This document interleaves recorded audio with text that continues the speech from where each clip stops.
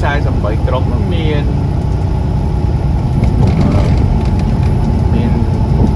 ប្រទេសសង់ទីនមកលេងនៅហ្នឹងថ្ងៃ16កាល16ខែមុនអាសង់ទីនលេងនៅហ្នឹងមុនគេមានខេត្តសាក់មានអាសង់ទីនមានទុយនីស៊ីមាន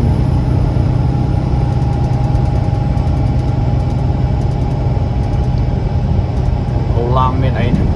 មកលេងនៅហ្នឹងហើយស្អែកហ្នឹងលេងកុំពីបាក់មួយស្អីទេលេងហើយទីពួកហើយក្រុមហ៊ុនដល់ទៅយកអីវ៉ាន់ចេញចូលផ្លូវហ្នឹងពីអាទិត្យណាពីអាទិត្យចុងក្រោយចេញចូលឥឡូវចាប់រឿងបាល់មកមើលផ្លូវស្រុកគេវិញនិយាយថាបើកឡានវាឡានធំនៅស្រុកនេះវាប្រកាសទីស្រួលជាងនៅស្រុកខ្មែរហើយព្រោះដោយសារតែជាងស្រុកយើងក៏និយាយទៅស្រុកយើងទី1ផ្លូវធំលាយទី2ឡានហ្នឹងក៏វាខ្លាំងដែរឡានបើកហ្នឹងក៏វាខ្លាំងបើកបានលឿនជាន់110 120 130អីផ្លូវស្ងាត់ចេះយើងអាចជាន់បាន120អីដែរហើយទី2នោះ highway អញ្ចឹងវាស្រួលហើយផ្លូវនិយាយត្រឡប់ទៅផ្លូវនោះស្រួលហើយមានទៅវាទៅឲ្យមកហ្នឹងវាកន្លងផ្សេងគ្នាអញ្ចឹងវាការបើកហ្នឹងមានភាពងាយស្រួលច្រើនហើយទី3នោះគឺយើងដឹកអត់សូវធ្ងន់អីវ៉ាន់អត់សូវធ្ងន់ទេអីវ៉ាន់ដឹកដូចឡាននេះអីផ្លូវឡានកង់10ហើយលេងដឹកអូវតុយហើយនេះហ្នឹងដឹកតាម22តោន23តោននេះវាធ្ងន់ផុតហើយអីវ៉ាន់ដែលក្រុមហ៊ុននេះដឹកហ្នឹង25តោនមួយឡានអញ្ចឹងវាអត់ធ្ងន់ណា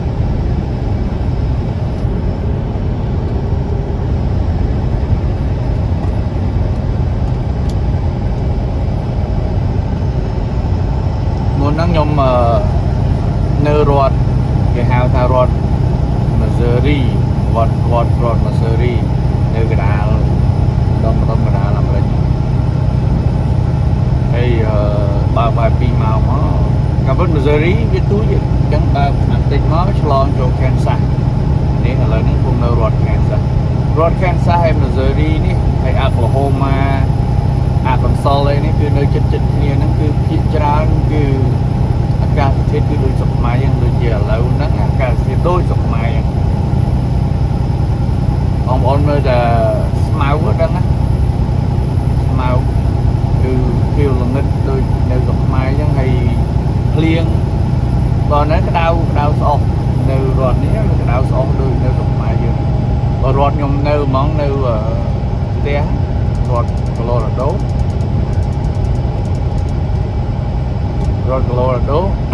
វាក្តៅដែរតែក្តៅស្ងួតមកងាយបែកញើសឯងមុខអីហ្នឹងយើងអីហ្នឹងប្រេះអស់អត់លាប sunscreen អត់លាបអីប្រេះអស់វាស្ងួតណា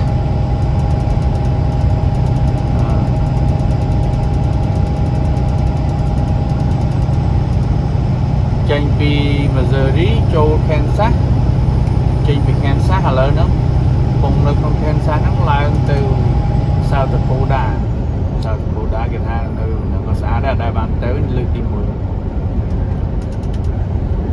បើចង្ងាយប្រហែលជា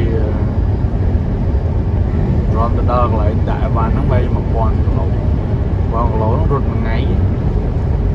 រត់10ម៉ោងអី10ម៉ោង11ម៉ោងអី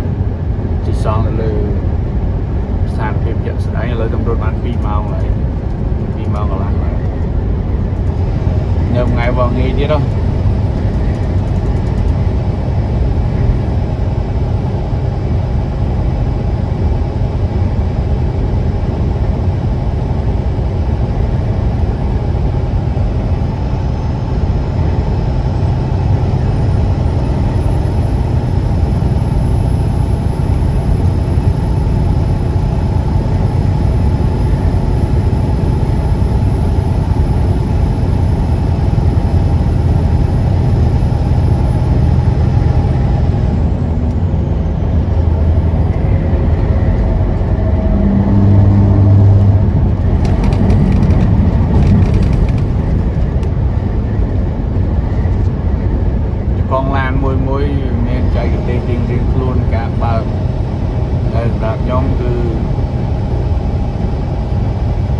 នឹងកំលៀនហ្នឹងខ្ញុំរក្សាតែជាចន្លោះពី4 5សកលពីកតុយឡានគេម្ដងបាឡានគេខ្ញុំអត់ចូលចិត្តទៅក្រោយកតុយឡានគេព្រោះយើងអត់មើលពេលដែលយើងចូលចិត្តកតុយឡានគេគឺយើងមើលអត់ឃើញនៅមុខមានទៅខាងមុខអីចឹងទុកចិត្តទុកលៀនឲ្យឆ្ងាយហើយមិនសូវប្រញាប់ទេបើព្រោះតួប្រញាប់ក៏អត់ទៅដល់ព្រាមណាព្រោះវាឆ្ងាយបើយើងចង់ប្រញាប់ទៅបើកពីថ្ងៃមុនអីហ្នឹងបានយើងដល់អញ្ចឹងបើតាមសមត្ថភាពតាមរំរួលមែនទេបើតាមរំរួលបើ3ម៉ោង4ម៉ោងអីបើ5 300 គីឡូ 200 គីឡូជាង300 គីឡូអីហ្នឹងរាកម្ដងអញ្ចឹងទៅរាអត់មានយូរដូចថាយូរពេកក៏មិនលឿនពេក5-10 នាទីអីយើងជួបបរិយយើងជួបបរិយដើមអីចឹងទៅចូលទុកទឹកមួយអញ្ចឹងទៅរំរួលខ្លួនហើយយើងទៅទៀត3-400 គីឡូទៀតយើងជុំទៀតចឹងទៅ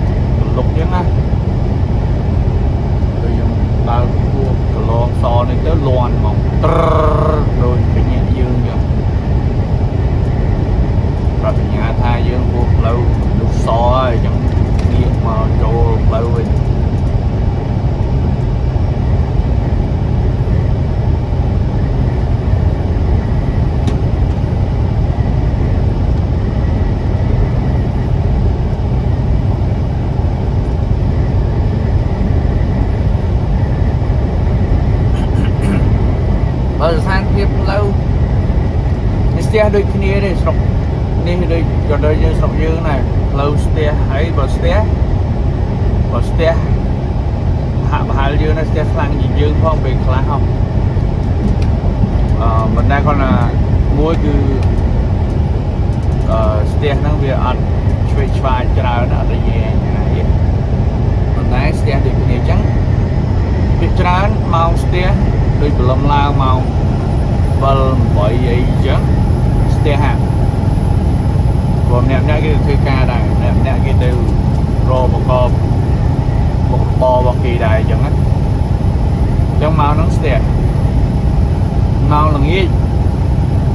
ម៉ោង4ម៉ោង5 6ដល់7ហ្នឹង4 ម៉ោងហ្នឹងគឺស្ទះដូចគ្នាអ្នកទៅផ្ទះវិញអីចឹងទៅគឺស្ទះដូចគ្នាអញ្ចឹងបើសម្រាប់ខ្ញុំងើបខ្ញុំរម៉ោងបើកដែលកិច្ចម៉ោងហ្នឹងកិច្ចម៉ោងទាំងអស់ហ្នឹង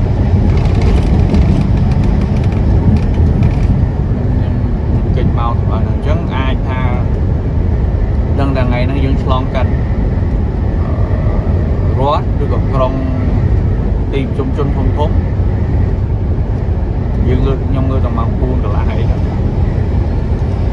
4 កន្លះហើយទៅ2 ម៉ោងអីវាបើកទៅផុតយើងបើក2 ម៉ោងអីទៅផុតកន្លែងនេះហ្នឹងផុតកន្លែងស្ទះហ្នឹងគឺអត់ខ្ញុំអត់ទៅប្រជ្រកមួយគេបើសិនជាខ្ញុំងើបអត់តាន់ម៉ោង 4ខ្ញុំងើបអត់តាន់ម៉ោង 4ខ្ញុំចាំដល់ម៉ោង 9 ម៉ោងខ្ញុំបើកបើយើងត្រូវឆ្លងកាត់ណាយើងត្រូវឆ្លងកាត់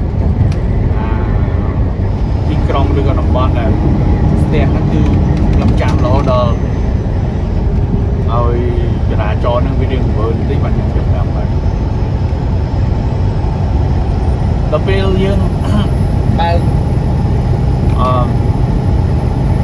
គឺថាយើងងើបបើចាប់តាមម៉ោង 9 អញ្ចឹងយើងត្រូវយកអីវ៉ាន់ទៅដល់កន្លែងគេណាអត់ទាន់អីចឹងយើងប្រាប់ក្រុមហ៊ុនថាម៉ោងនេះបានយើងទៅដល់ហើយគេអត់បង្ខំ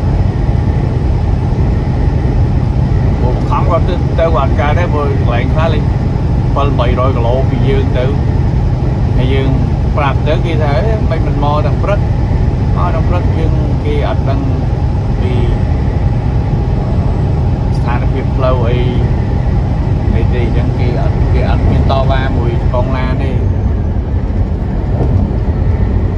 តែអាហ្នឹងទៅយើងស្មោះត្រង់មួយកាយងារនេះដែរយើងអត់ស្មោះត្រង់យើងលេខរាល់ពេលគ្រប់តែទំនិញយើងទឹកអីគេអាហ្នឹងវាឡើងខ្លាយទៅជាបញ្ហាផ្លូវអាហ្នឹងបញ្ហាតកងអាហ្នឹងអញ្ចឹងគេបើនិយាយទៅគេយកយើងទៅកែប្រែយកទៅកសាងអាហ្នឹងអាចដកចោលឬក៏គេតាមដានយើងអីចឹងទៅតែបើយើងបើកល្អយកដល់ឥឡូវហ្នឹងខ្ញុំត្រូវយកឲ្យបានគេស្អែកនៅទេស្អែកម៉ោង 5 ភ្លឺខ្ញុំយកឲ្យបានគេអញ្ចឹងខ្ញុំពឺទៅទាំងថ្ងៃនេះទាំងព្រឹកខ្ញុំមើលទាំងព្រឹក1000 គីឡូព្រឹកទៅប្រមទៅដល់នោះបើល្ងាចក៏សៀលអីចឹងទៅអញ្ចឹងខ្ញុំមានពេលច្រើន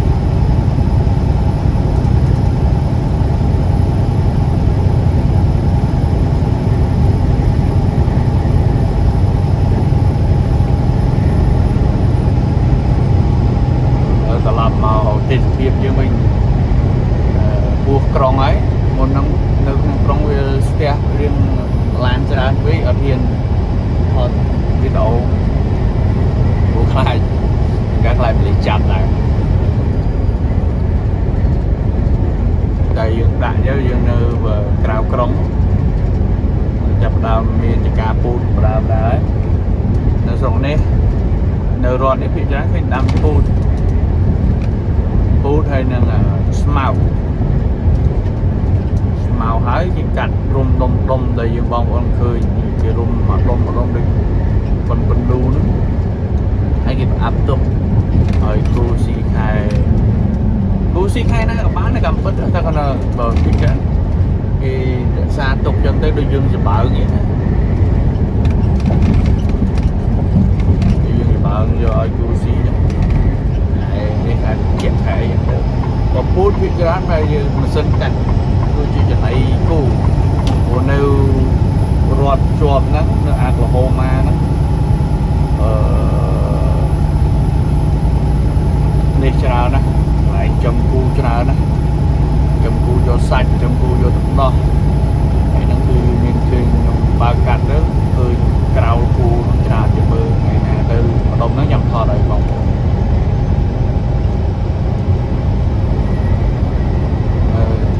នៅហូបក្រុងតិចវា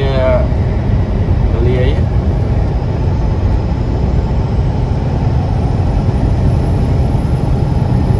យ៉ាងបើកវាច្រើនយើងនៅខាងស្ដាំតែគាត់ថាបើកលាយអញ្ចឹងយើងអាចនៅកណ្ដាលបានពី3ជួរយើងនៅកណ្ដាលទៅព្រោះទុកឲ្យអ្នកមកពីខាងស្ដាំបើគេចង់ឡើងមកផ្លូវលឿនដែរបើស្ដាំគេមានកន្លងគេចូលហើយយើងអត់ចាំបាច់ព្រះអង្គថ្ងៃណាមួយយើងនៅស្ដាំយើងកើតវាកន្លែង exit តែផ្លូវចេញបើទៅខាងមុខនេះហើយឡាក់ពណ៌លឿងហ្នឹង exit only ហ្នឹងន័យថាវាផ្លូវចេញបើយើងនៅជួរអាហ្នឹងគឺយើងត្រូវចេញពីផ្លូវនេះមែន highway ទៀតទេអានេះគេហៅ freeway ផ្លូវនេះ freeway គឺអត់មានផ្លូវកាត់ដឹងទេអានេះហ្នឹងហើយទៅរហូតឥឡូវនេះគឺ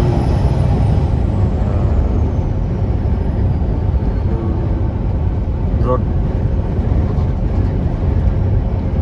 មួយថ្ងៃហ្នឹងអត់ទាន់អស់ផងគេហៅ freeway បើ highway ដូចមានផ្ល លើស្ពានមានអីចឹងទៅ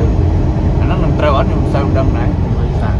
ចាំមើលចាំខ្ញុំមើលព័ត៌មានបន្ថែមឃើញចឹងដល់ទៅបើចាំបើយើងអត់ចេញទេយើងនៅកណ្ដាលចឹងផ្លូវកណ្ដាលយើងពេលបើនៅកណ្ដាលចឹងវាយើងអត់ហត់ដូរជួរបើកឡានធំចេះហើយលបឿនលឿនអញ្ចឹងអ្វីដែលយើងអាចជៀសវាងបាននោះយើងត្រូវតែជៀសវាងដូចជាទី1ដូរផ្លូវឆ្វេងស្ដាំចុះឡើងហ្នឹងផ្លូវឡានយើងធំហើយលឿនអញ្ចឹងវាបានដែរតែអត់ចាំបាច់យើងអត់ត្រូវមិនចាំបាច់ដូរទី2អត់ទៅចិត្តគេទេឲ្យគេទៅ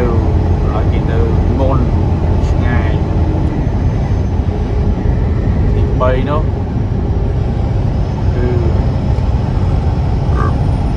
រត់លបឿនថេបូឡានយើងណាអាចសេតបានណាគេកំណត់លបឿនឲ្យវារត់ដល់ឥឡូវនេះខ្ញុំឲ្យវារត់115អញ្ចឹង115វារត់ថេ115ចឹងទឹកធ្ងន់ទេអត់ទឹកធ្ងន់ទេខ្ញុំបើក110 115ហើយអស់តែបានតែផ្លូវទលាយចឹងអត់ទេមើលទៅវាយើងអាចមើលឃើញទៅមុខឆ្ងាយចឹងយើងរត់លឿនបាន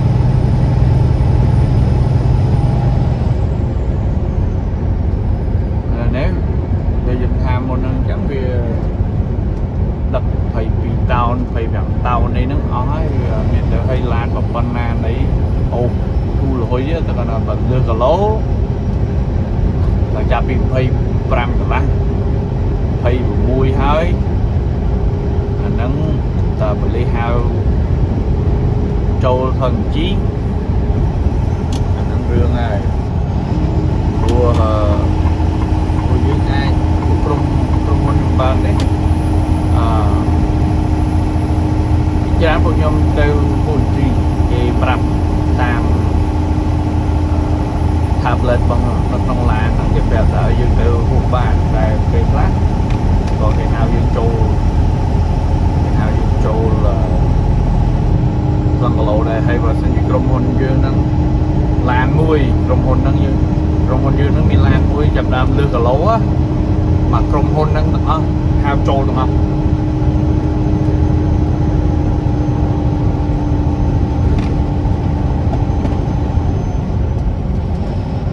ក្រុមហ៊ុនហ្នឹងហៅចូលទាំងអស់ឲ្យតែមានផ្លាកក្រុមហ៊ុនហ្នឹងទៀតថាយើងក្រុមហ៊ុនកតែឡានយើងមាន10ឬក៏20ឬក៏ថា100ឡានចុះហើយយើងមានឡានមួយលើគីឡូគេហៅចូលលើគីឡូអាហ្នឹងដឹងថាគេហៅយើងចូលឡានទាំង100ហ្នឹងគេហៅចូលក្នុងគីឡូទាំងអស់ហើយតម្រាំតែគេជឿយើងថាឡានយើងឡើងមានឡានឡើងទឹកអីវ៉ាន់ពោះតំងន់ណា90ថ្ងៃឬក៏ទៅ180ថ្ងៃអញ្ចឹងពី3ខែទៅ6ខែចូលរាល់ថ្ងៃបើសិនជាកន្លែងជីនឹងបើកហើយយើងឡានយើងទឹកអីវ៉ាន់ហ្នឹងយើងឆ្លងតំបន់ហ្នឹងគឺឡានហ្នឹងត្រូវតែចូលអញ្ចឹងក្រុមហ៊ុនគេព្យាយាមរក្សានៅគេឈ្មោះក្រុមហ៊ុនគេព្រោះយើងគិតមើលចូលម្ដងចង់កន្លះម៉ោងឡានមួយបើចង់ថ្ងៃណាវាឡានច្រើនទៀតពេលឡានច្រើនទៀតឡានមួយ2ម៉ោងអីតន់ខ្លងហើយបងចូលឡានច្រើន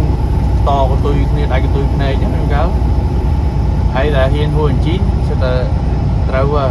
ហៅជី super ហ្នឹងជី super ទី1បលិខែកងហ្នឹងក្រុមហ៊ុនអត់ចេញលុយទេយើងអ្នកចេញលុយកន្លែងព្រោះយើងអ្នកល្មើសច្បាប់ទី1ទី2ក្រុមហ៊ុននឹងផាកវិន័យយើងដែរអាចគេហៅថាការណែនាំយើងអីចឹងទៅគេអត់ចង់ឲ្យមានបញ្ហាចឹងហើយទី3គេផាកវិន័យក្រុមហ៊ុនទៀតអញ្ចឹងបើតែយើងត្រូវផាកវិន័យ1000រឿងយើងខុសច្បាប់គោលផ្លូវហ្នឹង1000បងទៅរត់ ក្រុមហ៊ុនបង5000ហ្នឹងចឹងក្រុមហ៊ុនវាអត់ចង់ពាក់ព័ន្ធរឿងចឹងឥឡូវលាន់កន្លែងរឿងហ្នឹងហើយខ្លាំងក៏ចូលខ្លាំងគីឡូហ្នឹងខ្ញុំត្រូវចូលខ្លាំងគីឡូ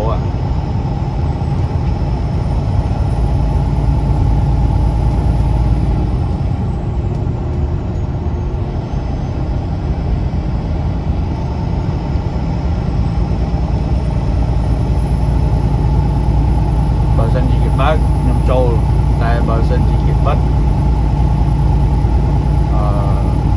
ទៅហូបបាន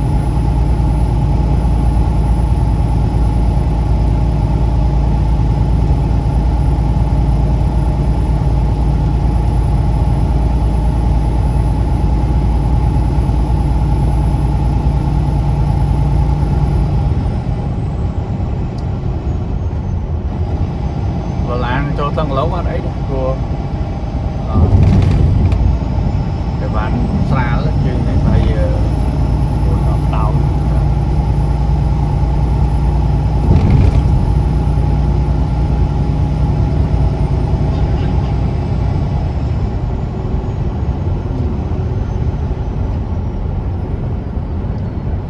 បាត់សិនណាព្រោះអត់ហ៊ាន